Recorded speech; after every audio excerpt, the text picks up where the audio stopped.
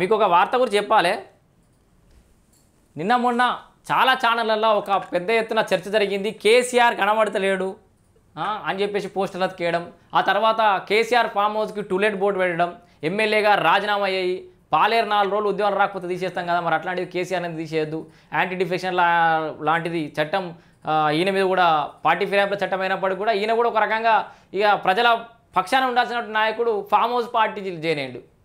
ప్రజల పార్టీలో ఉండాల్సిన నాయకుడు ఫామ్ హౌస్ పార్టీలో ప్రతిపక్ష పార్టీ నాయకుడు పోయి ఫామ్ హౌస్ పార్టీలో జాయిన్ అయ్యండి ఒక రకంగా.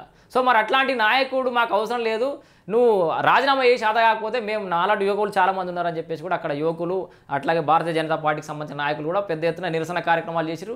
దాన్ని చూసి నిన్న కాంగ్రెస్ పార్టీ నాయకులు అంటే అధికారంలో ఉండి కూడా మన కేసీఆర్ రాజీనామా చేయాలి, ఆయన ఉన్నప్పుడు జనంత మంచి పనులు అయినాయి, ఇప్పుడు ఆయన లేడు, వచ్చి మా సంక్షేమం చూడాలని చెప్పేసి అధికార పార్టీ నాయకులు కూడా చెప్తున్న పరిస్థితి.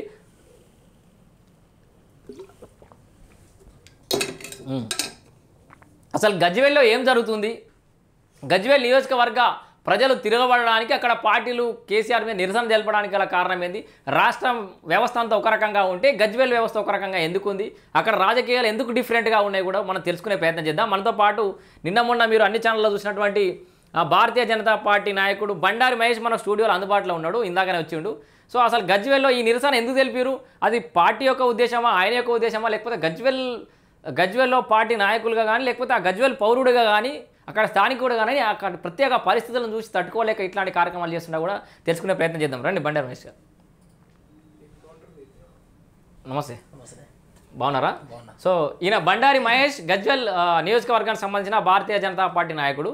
సో కేసీఆర్కు బిగ్ షాక్, బీఆర్ఎస్కు big shock, BJP big shock ఇచ్చిందని చెప్పేసి పెద్ద ఎత్తున వార్తలు వస్తున్నాయి. అసలు బీజేపీ ఏం బిగ్ షాక్ ఇచ్చింది, ఇక్కడ మనం వెనకాల చూడొచ్చు. సిద్దిపేట నుంచి పాదయాత్ర వెళ్తున్న కాంగ్రెస్ లీడర్లు కేసీఆర్ ప్రజల మధ్యకు రావాలని చెప్పేసి యూత్ కాంగ్రెస్ కూడా ఏదో కార్యక్రమం చేసినట్టుంది. దీనికంటే ముందే మీరు కార్యక్రమం చేసింది మా నోటీస్కి వచ్చింది, మన దాంట్లో కూడా వార్త చేసినాం. సో వాకినీలో కూడా వార్త వచ్చింది. అసలు ఏంది మీరు నిరసన తెలపడానికి పెద్ద ఎత్తున పార్టీలు పోటీ పడి కేసీఆర్ మీద పడడానికి కారణం ఏంది? గజ్వేల్ నియోజకవర్గం నుంచి ఎమ్మెల్యేగా గెలిచినటువంటి కల్వకుంట్ల చంద్రశేఖరరావు గారు గత గడిచిపోయినటువంటి 9 సంవత్సరాలుగా ఈ రాష్ట్రానికి ముఖ్యమంత్రి నుండి గజ్వేల్కి రాలేకపోయాడు. అంటే మరి ముఖ్యమంత్రిగా ఉన్నప్పుడు ఆయన ముఖ్యమంత్రి కాబట్టి తెలంగాణ రాష్ట్రాన్ని బంగారు తెలంగాణ రాష్ట్రంగా మార్చేటువంటి పనిలో ఉండడేమో, బిజీగా ఉండడేమో అనే ఉద్దేశంతో మనం వాస్తవానికి ఏం అనలేకపోయినాం. ఆయన ముఖ్యమంత్రి పదవి పోయింది, ఆయన అహంకారమే ఆయనని బొందబెట్టినట్టు తెలంగాణ రాష్ట్రంలో ఉన్నటువంటి ప్రజలందరూ ఆయనను చీకొట్టి ఆయనను చెంప చెల్లుమనేటట్టు ఆయన తెలంగాణ ప్రజలు తీర్పిచ్చి ఆయన ప్రభుత్వాన్ని కూలగొడితే గజ్వేల్ నియోజకవర్గంలో ఉన్నటువంటి ప్రజలు మాత్రం ఆయన గుండెలో పెట్టి చూసుకొని ఇలా గజ్వేల్ నుంచి 3వ సారి కూడా మంచి మెజార్టీతో గజ్వేల్ నియోజకవర్గంలో ఉన్నటువంటి ప్రజలు గెలిపించారు. ఆయన మాట్లాడాడు, ఏం మాట్లాడి బీఆర్ఎస్ పార్టీ కార్యకర్తలను అందరూ పిలిపించుకోండు. ఎందుకంటే గజ్వేల్ నియోజకవర్గంలో మొన్న పోయినటువంటి ఎలక్షన్లలో గజ్వేల్ నుండి తెలంగాణ ప్రజల గొంతుకైనటువంటి ఒక బీసీ బిడ్డ ఈటెల రాజేందర్ గారు గజ్వేల్కి రావడం వల్ల ఆయన ఫామ్ హౌస్లో ఉన్నోడు ఉటావుటన పరిగెత్తుకొచ్చి గజ్వేల్లో ఉన్నటువంటి నాయకులందరినీ పిలిపించుకొని వాళ్ళతో ఒక మీటింగ్ పెట్టుకున్నాను. మీటింగ్ పెట్టుకొని నేను గజ్వేల్ నియోజకవర్గానికి టైం ఇవ్వలేకపోయినా, గజ్వేల్కి రాలేకపోయినా, ఇక్కడ నుండి ఖచ్చితంగా నేను గజ్వేల్కి వస్తా, నెలకొక రోజు నేను గజ్వేల్కి వస్తా, గజ్వేల్ కుర్చేసుకొని గజ్వేల్లో ఉన్నటువంటి సమస్యలన్నీ కూడా నేను దగ్గరుండి పరిష్కరిస్తా అని చెప్పేసి మాయ మాటలు చెప్పి డబ్బు పెట్టి ప్రలోభాలకు గురి చేస్తే 3వ సారి గెలిచిండు. గెలిచినాక కూడా 15 నెలలు అవుతుంది. 15 నెలల నుంచి 15 నెలల నుంచి ఇంతవరకు ఒక్కసారి కూడా గజ్వేల్ వైపు తిరిగి చూసినటువంటి దాఖలా లేదు. ఇలా గజ్వేల్ నుండి ఎమ్మెల్యే క్యాంప్ ఆఫీస్ ఉంది, అది ఎమ్మెల్యే క్యాంప్ ఆఫీసా లేకపోతే బీఆర్ఎస్ పార్టీ కార్యాలయమా లేకపోతే బీఆర్ఎస్ పార్టీ నాయకులకు ప్యాకాట ఆడుకోవడానికి, బర్త్డే చేసుకోవడానికి, లేకపోతే ముచ్చట్లు పెట్టుకోవడానికి అదొక అడ్డా తెలియనటువంటి పరిస్థితి. అది ఖాళీగా ఉంది కాబట్టి మేము ఖచ్చితంగా ఎవరికి ఉపయోగపడతలేదు. ఖాళీ ఉంది కాబట్టి భారతీయ జనతా పార్టీ ఆధ్వర్యంలో మేము టూలెట్ బోర్డు. అయితే నేను ఒకటి మహేష్ గారు ఒకటి అడుగుతా, అంటే మీరు రాజకీయ ప్రయోజనం ఉందా దీంట్లో ఏమన్నా? నేనేమంటున్నా అంటే మన ఇంట్లో కొడుకు ప్రయోజకుడు అయితేనే అమెరికాలో స్థిరపడుతున్న ఇంటికాడ ఖాళీ ఉంటారు, అయ్యవలే ఉంటారు, లేకపోతే ఇల్లు కూడా ఖాళీ విడిచిపెట్టి కుటుంబం కూడా పోతున్న పరిస్థితి. సో ఇంటికాడ మన ఊరు మనకుంది, మన ఆస్తి మనకుంది అని చెప్పి అంటే కేసీఆర్ లాంటి నాయకుడు అంటే 10 ఏళ్ళు ముఖ్యమంత్రిగా ఉన్నాడు, ఇప్పుడు ప్రధాన ప్రతిపక్ష నాయకుడు బీఆర్ఎస్ పార్టీ, గంత గొప్ప వ్యక్తి కేసీఆర్ మీకు నియోజకవర్గానికి ఎమ్మెల్యే ఉండగా మీకేం బాధ అని నా డౌట్. ఎమ్మెల్యే ఉంటే ఏం లాభమే? ఇప్పుడు ఎమ్మెల్యే ఉన్నాడు, ఎమ్మెల్యే ఉండడం వల్ల ఏం లాభం వచ్చింది? గజ్వేల్ ప్రజలకు అందుబాటులో లేనప్పుడు, గజ్వేల్ ప్రజలను పట్టించుకున్నప్పుడు ఇలా గజ్వేల్ మాకు ఎమ్మెల్యే అని అంటే కంటి చూపుతో సాధించే శక్తి ఉంటుంది ఆయనకు. ఒక్క ఫోన్ కాల్ తోటి మీ అభివృద్ధిని మొత్తం చక్కబెట్టచ్చు గజ్వేల్ని. ఇప్పుడు అట్లా కూడా చేస్తారు ఎవరికి? అయినా ఎమ్మెల్యే ఇప్పుడు గజ్జలు ఉన్నటువంటి ప్రజలు ఏదైనా కష్టం వస్తే గజ్జలకు ఏ నియోజకవర్గం అన్నా ప్రజలకు సమస్యలు వస్తే వాళ్ళ స్థానికంగా ఉన్నటువంటి ఎమ్మెల్యే దగ్గరికి పోతారు. మరి గజ్జలు ఉన్నటువంటి ప్రజలు ఎవరి దగ్గరికి పోవాలి, ఎవరిని సంప్రదించాలి? గజ్జలో ఉన్నటువంటి ప్రజల కష్టం వస్తే ఎవరి దగ్గర పోవాలి, ఎవరిని కలవాలి, ఎవరిని ప్రశ్నించాలి? ఇలా కాబట్టి గజ్జలో లేడు కాబట్టి మేము భారతీయ జనతా పార్టీ తరఫున ఒక నిరసన అనేది ఒక వినూత్న నిరసన కార్యక్రమం తీసుకున్నాం. ఇదేదో మనకు కావాల్సి కొద్ది మా సొంత ప్రయోజనాల కోసం కాదు. ఇలా గజ్జల్ నియోజకవర్గంలో ఉన్నటువంటి ప్రజల తరఫున కేసీఆర్ గారికి ఒక మెసేజ్ పోవాలి, ప్రభుత్వానికి ఒక మెసేజ్ పోవాలి. దీంతోనన్నా కేసీఆర్ కి ఒక గుణపాఠం వస్తుందేమో, ఆయన కేసీఆర్ కన్ను తెరుస్తారేమో. అరే నా మీద ఇట్లా వ్యతిరేకత వస్తుంది, ఏమని గజ్జల ప్రజలను పట్టించుకుంటలేను కదా, అరే నేను పోతా అని చెప్పేసి కేసీఆర్ ఆ దేవుడు జ్ఞానోదయం కల్పిస్తారేమనే ఉద్దేశంతో మాత్రమే ఇలా మేము నిరసన కార్యక్రమం చేపట్టినాం. దాని దృష్టిలో బాగానే ఇలా ఎమ్మెల్యే గజ్జల ఎమ్మెల్యే క్యాంప్ ఆఫీస్ కి టూలెట్ బోర్డు పెట్టడం జరిగింది. వాంటెడ్ ఫర్ గజ్జల్ ఎమ్మెల్యే, గజ్జలకి ఎమ్మెల్యే కావాలని చెప్పేసి. ఇలా కేసీఆర్ గజ్జలకి రావడం చేతనైతే లేదు, చేత కాకపోతే రాజీనామా చేయాలి. గత 10 ఏళ్ళలో ఎవరి దగ్గర, గత పోయిన 5 ఏళ్ళు కానీ అంతకంటే ముందు 5 ఏళ్ళు కానీ ఎవరి దగ్గర వేరు సమస్యలు ఎట్లా సాల్వ్ అయినాయి? ఆయన ముఖ్యమంత్రి ఉన్నప్పుడు, ముఖ్యమంత్రి ఉన్నాడు కాబట్టి, ముఖ్యమంత్రిగా ఉన్నప్పుడు ఎవరినో గడనో వాళ్ళో వీళ్ళనో పెట్టి అది చేసిండన్న అదో పెట్టి చెప్పి అంటే ముఖ్యమంత్రి కాబట్టి ఇక ఖచ్చితంగా ఏదైనా జరుగుతుంది. సర్ది చెప్పుకోరు ముఖ్యమంత్రి కాబట్టి. ఇప్పుడు ఒడ్డిచుటోడు మనోడైతే మురుసుపోక ఏడున్న మన దగ్గర పడుతుంది మనకు వస్తుంది సామెత ఉంటుంది అన్న. ఏమైపోయింది అంటే ఒడ్డిచుటోడు మనోడే కానీ వడ్డిచుడే మింగుతుండే, వడ్డిచుడే మింగుతుండే మన వడ్డీ ఇవ్వకుండా. అయితే ఆ వడ్డిచ్చేది అయిపోయింది, ఆ పదవి నుంచి తీసేసే జనాలు కాబట్టి వడ్డిస్తాడో లేదో మన దాకా వస్తుందో లేదని ఇప్పుడు భయంలో పడ్డారు. ఉద్దేశంతో ఖచ్చితంగా గజ్జలు ప్రజలకు రావాలి, ప్రజలను పట్టించుకోవాలనే ఉద్దేశంతో నిరసన కార్యక్రమం చేయడం. ఇంకా ఏం కోరుకుంటారు అంటే గజ్వేల్ ప్రజల సమస్యలు ఏమున్నాయి అక్కడ? నిజంగా గజ్వేల్ ప్రజలు ఏం కోరుకుంటారు? మిగతా అంటే జనరల్గా ఎవరైనా ప్రతిపక్షంగా అంటే ప్రత్యర్థులు ఎవరు ఉండదని కోరుకుంటారు, మీరేమో ప్రత్యర్థి లేడని ఎంబడబడుతున్నారు, ఫామ్ దగ్గర బయట తీసుకురావాలి, గజ్వేల్ దింపాలని. వాస్తవం ఇప్పుడు నేను ఏమంటున్నా, మాకు ఎమ్మెల్యే కాబట్టి రావాలి, చెయ్యాలి, తిరగాలి అని చెప్పేసి మేము కొడతా ఉన్నామన్నా. ఇలా గజ్జల సమస్యలు మామూలు సమస్యలు కావన్నా, ఇలా ముఖ్యంగా మేజర్ సమస్య ఇలా గజ్జల కాన్స్టిట్యున్సీలో ఉన్నటువంటి మేజర్ సమస్య ఇలా ఏదైతే మల్లన్న సాగర్ నిర్వాసితులు ఎవరైతే ఉన్నారో వాళ్ళు వాళ్ళ భూములు కోల్పోయి, వాళ్ళ ఊరును కోల్పోయి, వాళ్ళ పొట్ట చేతిలో పట్టుకొని ఇలా 600 గజ్జలకు వచ్చారు. ఇలా మల్లన్న సాగర్ బాధితులను ఉద్దేశించి కేసీఆర్ మాట్లాడాడు. మల్లన్న సాగర్లో ఉన్నటువంటి బాధితులు గొప్ప త్యాగమూర్తులు, మిమ్మల్ని గుండెల్లో పెట్టుకొని చూసుకుంటామని చెప్పేసి మాట్లాడాడు. ఇలా వాళ్ళ గుండెలు అవిసిపోయేటట్టు రోధిస్తున్నారు. ఇలా వాళ్ళకి రావాల్సినటువంటి ప్యాకేజీలు ఇంకా రాలేదు. ఇలా వాళ్ళకి ఏడును చెట్టుకోకల్ని పుట్టుకోకల్ని చేసినటువంటి పరిస్థితి ఇలా ఉందామంటే కూడా వాళ్ళకి సరైనటువంటి ఇంతవరకు స్థిర నివాసం లేదు. చాలా మందికి పెండింగ్లు ఉన్నాయి. ఇలా వాళ్ళ అధికారుల చుట్టూ తిరిగి తిరిగి తిరిగి చెప్పులు అరుగుతున్నాయి, కానీ వాళ్ళకి ఇంతవరకు కూడా సమస్యకి పరిష్కారం అనేది దొరకలేదు. ఇలా ఇవన్నీ పెండింగ్లు ఇట్లా చెప్పుకుండా పోతే గజ్జలో కూడా ఎంతో కొంత, సరే నువ్వు ముఖ్యమంత్రి ఉన్నప్పుడు ఎంతో కొంత గజ్జలకు మేము రాలేదని చెప్పి మేము మాట్లాడలేదన్నా, ఎంతో కొంత అభివృద్ధి జరిగింది. అభివృద్ధి గజ్జలు నేను ప్రతాప్ రెడ్డి అనేటువంటి గజ్జల ప్రెస్ మీట్ మీద మాట్లాడుతున్నావు, మేము నిరసన కార్యక్రమం చేపడితే గజ్జల ఇదే క్యాంప్ ఆఫీస్ దగ్గర మేము టూలెట్ బోర్డు పెడితే ప్రెస్ మీట్ పెట్టి మాట్లాడుతున్నాం. గజ్వల్ నియోజకవర్గం 50 ఏళ్ళు ముందుకు పోయింది. గజ్వల్ నియోజకవర్గాన్ని అన్ని రకాలుగా అభివృద్ధి చేసిండు, అభివృద్ధి చేసిండు. మీరు ఏ రకంగా పెడతారు, మిమ్మల్ని చిల్లరగాళ్ళు బిల్లరగాళ్ళు చెప్పులతో కొడతామని చెప్పేసి మాట్లాడతాం. హరీష్ రావు నీ బతికేంది అసలు? నీ బతుకు నువ్వు చూసుకో ఫస్ట్. నువ్వు ఎవరే నేను అడుగుతాను. ఇలా మీ ఛానల్ ద్వారా నేను ఈ ప్రతాప్ రెడ్డి ప్రతాప్ రెడ్డి నువ్వు ఎవరు అసలు?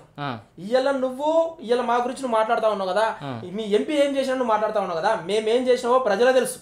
ప్రజల దగ్గరికి పోదాం. ఇలా ప్రజల ప్రతి గ్రామాలలో ఈ కేంద్ర ప్రభుత్వం నుంచి వస్తున్నటువంటి నిధులు ఏమేమని ఇలా ప్రతి గ్రామ పంచాయతీ ఏ రకంగా నడుస్తున్నాయో మేము చెప్తా ఉన్నాం.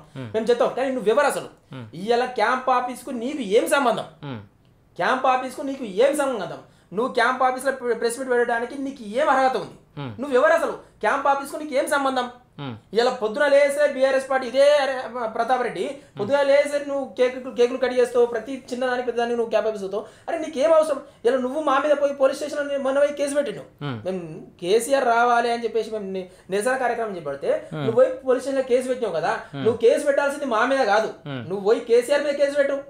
అరే నీ వల్ల మా పరువు పోతుంది, నువ్వు ఎమ్మెల్యే కనీసం ఎప్పుడో అవసరం వచ్చిపోయే అని చెప్పేసి పోయి నువ్వు కేసీఆర్ దగ్గర పోయి నువ్వు కేసీఆర్ కాళ్ళ మీద పడి తీసుకురా, గజ్జలు తీసుకురా.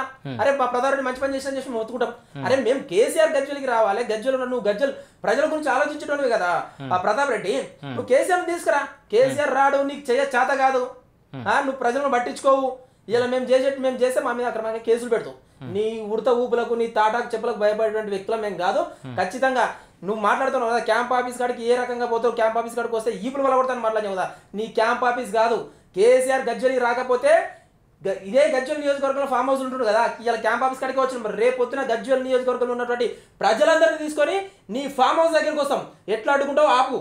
అంటే ఇక్కడ బరాబరి సవాల్ విసురుతా ఉన్నాం. సో ప్రధాన ప్రతిపక్ష పాత్ర పోషించినటువంటి కేసీఆర్ ఏమో ఫామ్ హౌస్ పరిమితమయ్యాడు. ఇప్పుడు ఆ ప్రధాన ప్రతిపక్ష పాత్ర మీరే పోషిస్తున్నట్టుగా చెప్పుకోవచ్చా గజ్వేల్లో ఇప్పుడు భారతీయ జనతా పార్టీ నాయకులు అన్న? ఇప్పుడు నేను ఏమంటున్నాం, 100% ఇలా గజ్జల నుంచి ఎమ్మెల్యే ఉన్నాడు, 100% ప్రతిపక్ష పాత్ర ఖచ్చితంగా మేము పోషిస్తాం.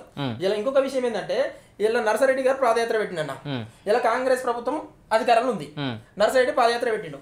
ఇలా నర్సారెడ్డి ఏదో రాజకీయ పబ్బం కోసం ఏదో చేస్తా ఉన్నాం. నర్సారెడ్డి గారు సరే మీరు కేసీఆర్ గురించి మాట్లాడుతున్నా, మరి ప్రభుత్వం మీదే ఉంది కదా, మరి నువ్వే చేయొచ్చు కదా. ఇప్పుడు మల్లన్న సాగర్ బాధితులు నువ్వు ఇష్టం వచ్చిన వాళ్ళకు లిస్ట్ అనౌన్స్ చేసి నీ కార్యకర్తలకు నువ్వు సంబంధించి నువ్వు టోకెన్లు ఇప్పించుకుంటున్నావు, మరి సమస్యలు ఏమున్నాయి నువ్వే చేయొచ్చు కదా, నీ ప్రభుత్వమే కదా, నీ ముఖ్యమంత్రి ఉన్నాడు కదా, మరి నీకెందుకు చేతనైతే లేదు, ఓకే ఈయనకి ఎందుకు చేతనైతే అని అడుగుతా ఉన్నా. ఇలా ఈయన ఏదో రాజకీయ పబ్బం గడుపుకోవడం కోసము పాదయాత్ర పెట్టి ఇవన్నీ ఎవరిని జనాలను కన్విన్స్ చేసి ఇలా స్థానికంగా వచ్చేటువంటి ఎలక్షన్లలో ఏదో మాయమాటలు చెప్పి ప్రయత్నం తప్ప మీ మాటలు బీఆర్ఎస్ మాటలు ఎవరు కూడా నమ్మే ప్రసక్తి లేదు. సో ప్రజలందరికీ అర్థమైపోయింది. సో అధికార పార్టీకి సంబంధించిన నరసరెడ్డి గారు ఆయన కూడా నిరసన చేపట్టిండు. ఆయననే ప్రశ్నిస్తున్నది ఏంటంటే, అక్కడే ముంపు గ్రామ ప్రజలు ఉన్నారు గజ్వేల్లో, నీ నియోజకవర్గంలోనే ఉన్నారు, సో వాళ్ళకి న్యాయం నువ్వే చేయొచ్చు కదా అధికార పార్టీలో ఉన్నామని సూటిగా ప్రశ్న అయితే అడుగుతుండు.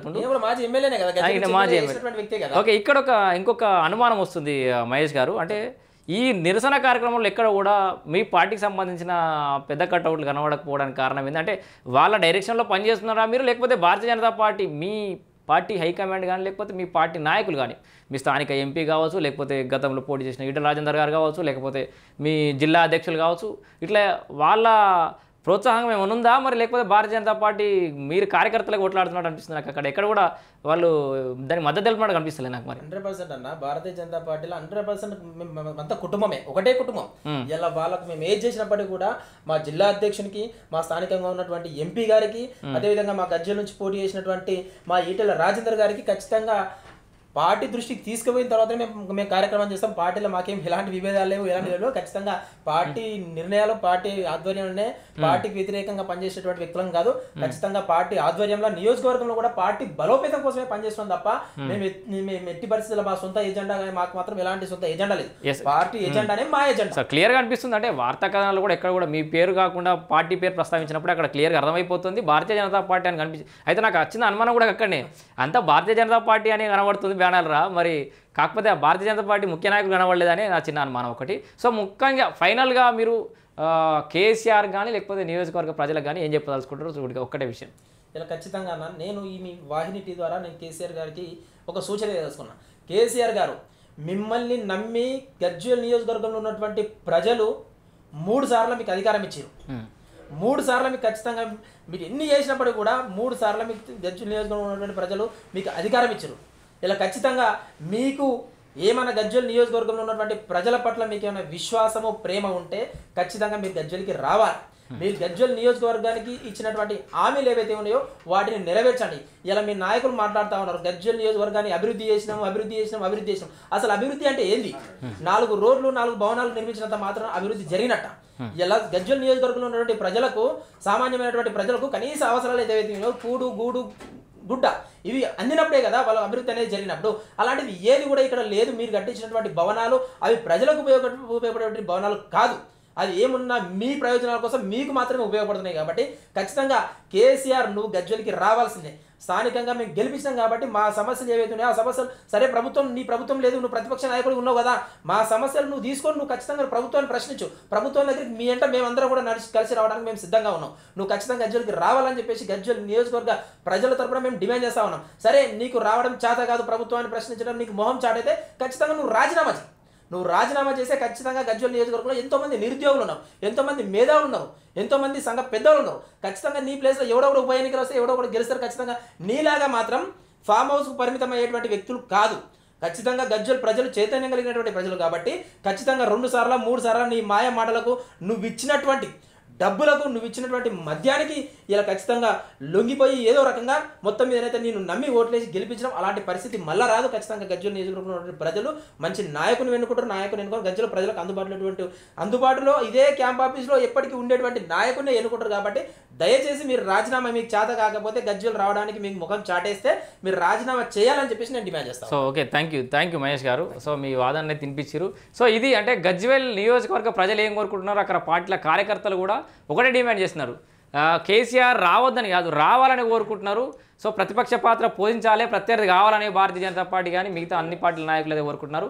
ఫామ్ హౌస్ నుంచి కేసీఆర్ బయటకు రావాలి, కేసీఆర్ రాజీనామా చేయాలనే డిమాండ్ అయితే ఊపందుకుంటుంది. అన్ని పార్టీలకు సంబంధించిన కార్యకర్తలు అన్ని రకాల వర్గాల నుంచి అయితే ఈ డిమాండ్ అయితే మనం చూస్తూ ఉన్నాం. థ్యాంక్ యూ, కూర్చోండి, మీరు అట్లా కూర్చోండి.